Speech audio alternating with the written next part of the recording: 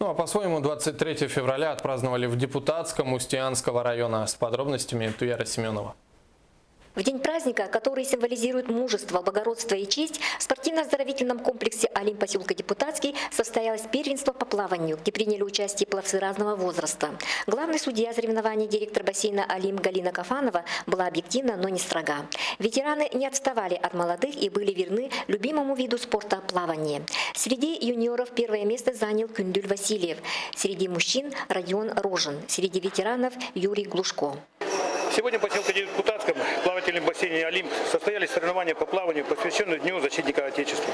В ветеранах участвовали в соревнованиях 2 человека. Это наши постоянные спортсмены, бывшие спортсмены, скажем, но они сегодня в строю. Кафанов, которому 61 год, и Иванов, которому 65 лет. И хочется отметить, что они всегда являются примером для нашего молодого поколения. В конкурсе «Маленький принц» поселка Депутатский приняли участие мальчики от 5 до 8 лет. В 5 номинациях готовились со всей серьезностью и радовали своими талантами зрителей и членов жюри. В самой главной номинации «Солдат России» все представляли разные виды войск российской армии. Будущие солдаты России все отлично прошли главный тур номинации. В итоге первое место занял Никита Петров, второе – Слава Голиков и третье – Рудольф Горохов. Поздравляем с Днем Защитника Отечества!